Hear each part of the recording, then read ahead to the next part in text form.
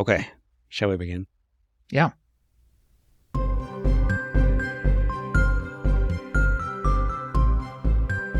Hello there, dear listener, and welcome back from our little bit of a break. I am Steve. And I'm Tyler, and this is another episode of It's Not About the Money, the podcast where we help you gain the clarity you need to run a successful small business. Tyler has a financial coaching practice, and I run a tax business. We just got through tax season. Hooray. We are both small business owners like you, and this podcast is our exploration of entrepreneurship one episode at a time. So what are we talking about today, Steve? Today, we are kicking off a new season, sort of, a new little series that we'll tentatively call The Many Hats of an Entrepreneur. So you will know that as you're running a business as a soloist, there's a whole bunch of things you have to do to make the business run. And not all of them are related to your core competency, the thing that you got into the business to do, the service that you're providing to the clients. There's also the marketing and the finance and the sales and all of that stuff that goes along with it. So what I'm hoping to do here with you and with the folks that we're going to interview over the next few weeks is help us get a sense of what are the core functions that have to be performed in a business. When is it good to do those yourself? When should you outsource them? How do you know when and how to hire such a person? If you do decide to do it yourself, what kinds of questions do you need to be asking? What skills do you need to learn so that you can do it well? All of that kind of stuff. And then hopefully get us all, upskill all of us as we're running our businesses here so we can get better at these things. Cool. Sounds good. So the framework I'd like to start with in this episode as we're kicking this off is from a book that I have not yet read, but it's been on my shelf for a long time, but I pulled it out the other day. It's called Have you learned through osmosis, though? It's kind of nearby you. Right. The knowledge just kind I of look at it all the time. transmits. It's Yes. called The Personal MBA, Master the Art of Business. It's by Josh Kaufman. Cool.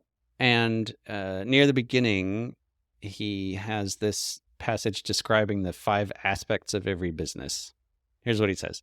Roughly defined, a business is a repeatable process that 1, creates and delivers something of value, 2, that other people want or need, 3, at a price they're willing to pay, 4, in a way that satisfies the customer's needs and expectations, and 5, so that the business brings in enough profit to make it worthwhile for the owners to continue operation.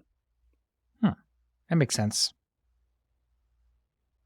Creates and delivers something of value that other people want and need at a price they're willing to pay in a way that satisfies customers' needs and expectations so that the business brings in enough profit to make it worthwhile for the owners to continue operation.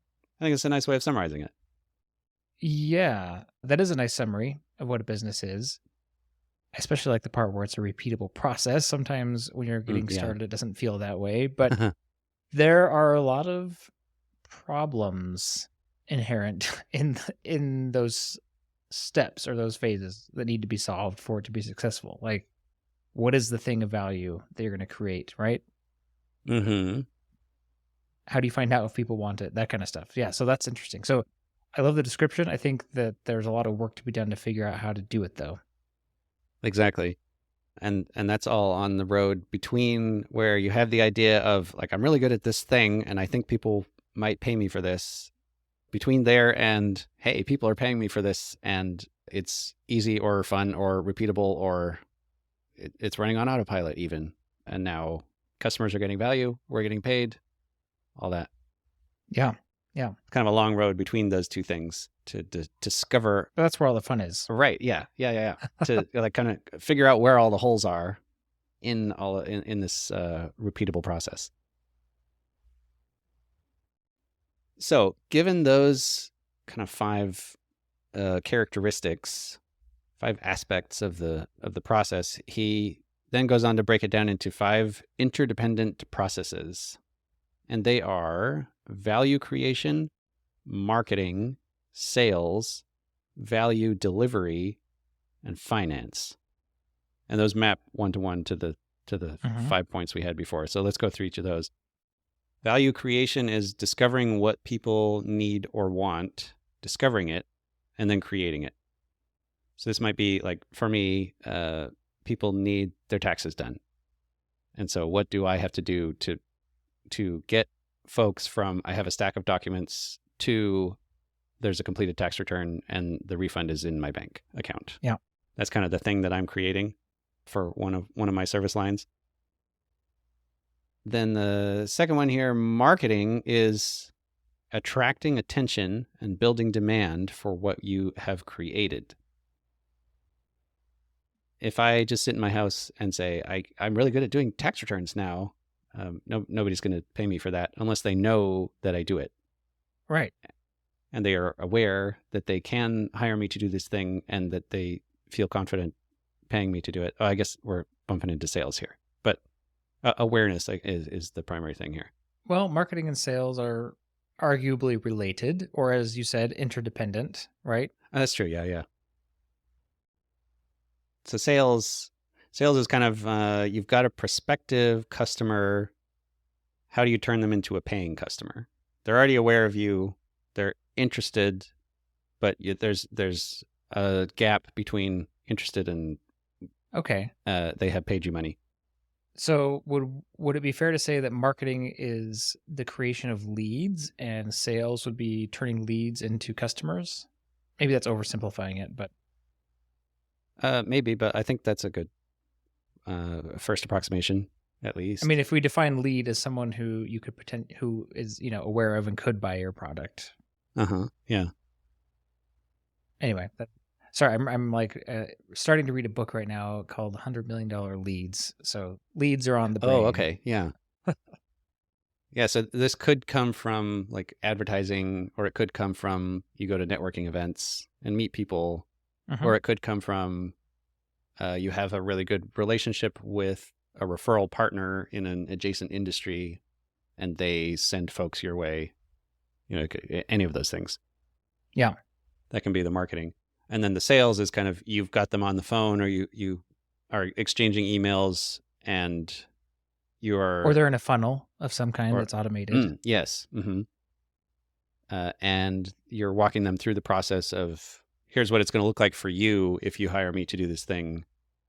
And it's sort of get their money. Convincing them, I suppose.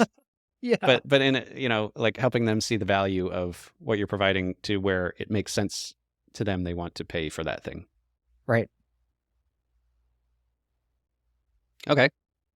So value creation, marketing, sales, and the next one is value delivery. Now you've got to actually do the thing that they're paying you for. So giving your customers what you have promised and ensuring that they're satisfied. That's right. Yeah, I've experienced the elation of making a sale only to realize that I've got 3 months ahead, 3 months of coaching ahead to earn the money, basically, right? To deliver on that value that I promised. Fortunately, I really enjoy coaching, but it's interesting how sales is just the beginning, especially if it's just you, right? You got to, like you said, you got to do all this stuff as a solo entrepreneur. And so there's no time to rest after you make the sale. You've got to immediately jump in often and start delivering. Right.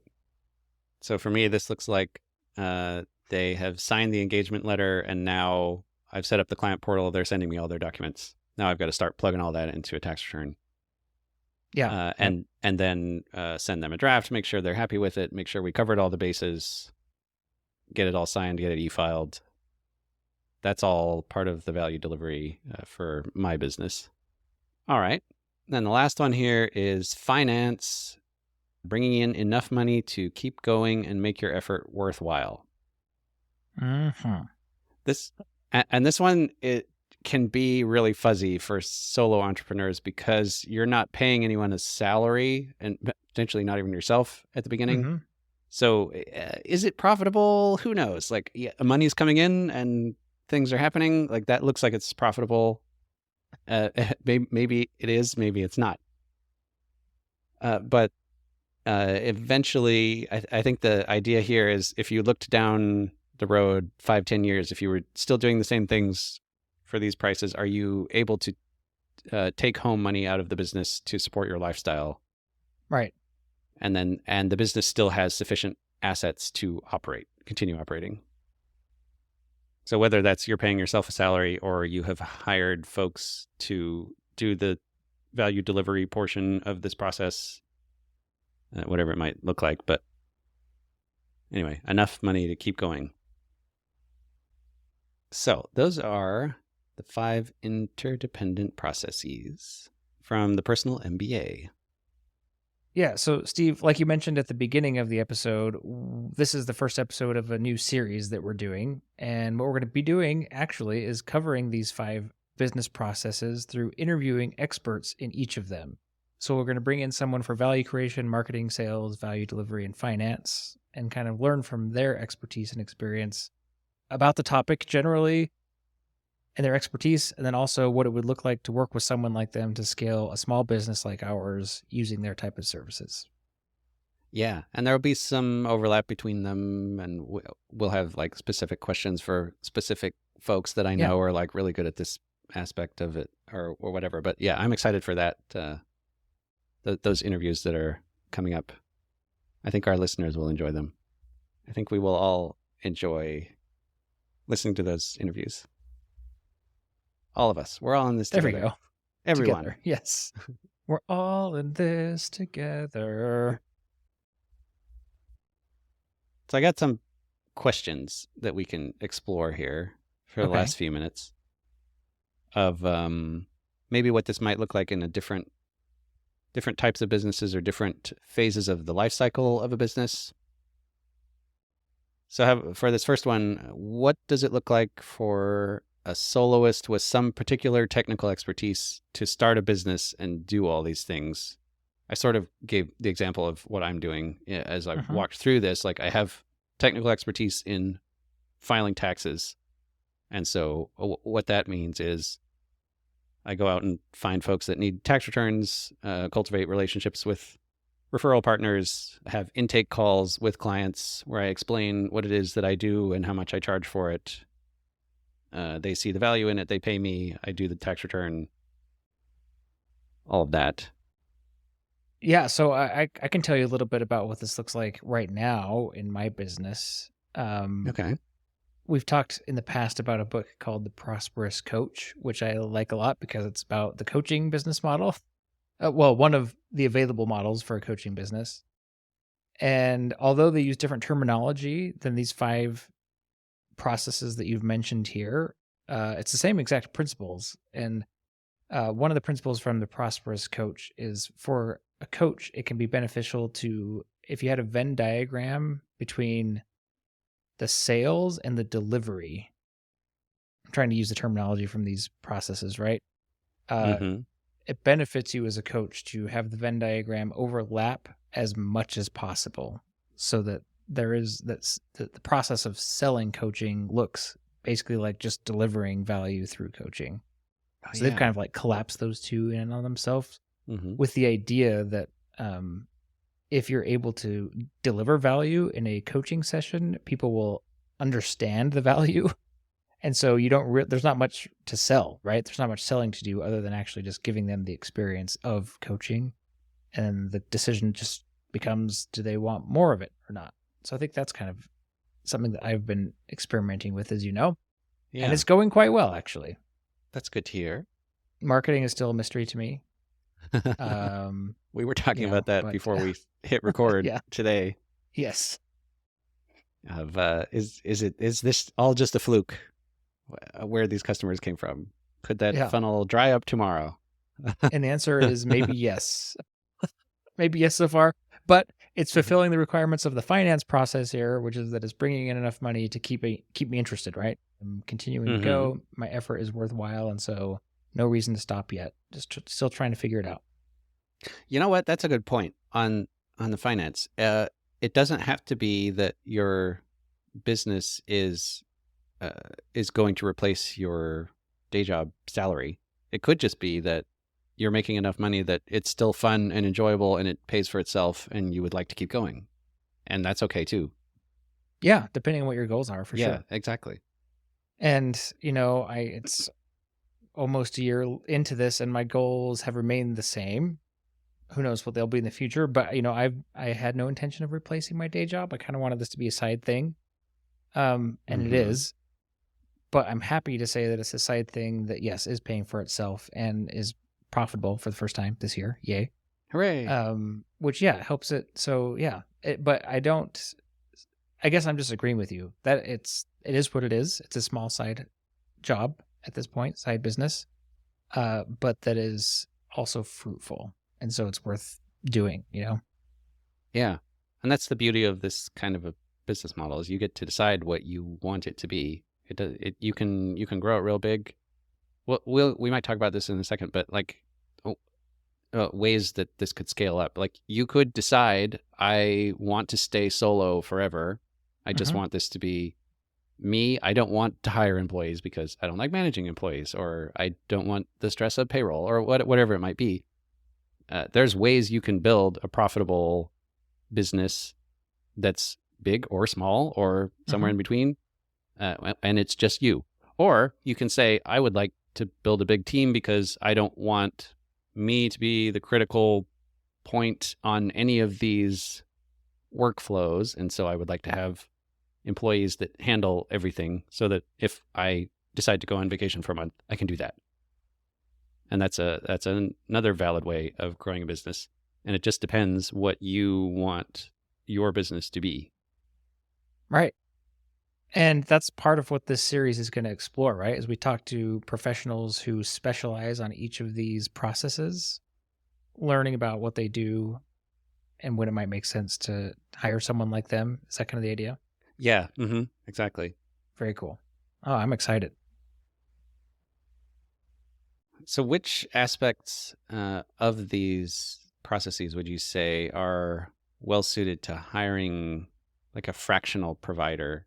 So for example, like doing a tax return, you can do that yourself if you want to learn enough about how the tax code relates to your particular type of business. You can totally do that yourself, or you can hire somebody to do it for you. That's a decision about what kind of thing you value. But what are some other ones? Like marketing's one that comes to mind. Yeah. This really harkens back to our episode about outsourcing. I feel like we had a great discussion about, outsourcing, making this decision based on what you are good at and interested in versus what maybe you're not an expert at. Oh, so marketing definitely, like, I don't know. Ever since I kind of went public with my business, I've been getting a lot of cold messages from people who are offering to book my calendar, right? Like that's the service that they provide, which is like, we'll get you leads. Like we'll find people who might want to coach with you and charge you for that. I've never really pursued any of these offers. Interesting. Okay. But like that's the whole thing. And that is kind of something that I, haven't figured out. So that might be worth me exploring at some point is the marketing piece, booking my sales calls for me, having someone else do that. I mean, so that I just have a chance to just coach all the time and not do anything else. Yeah. Okay.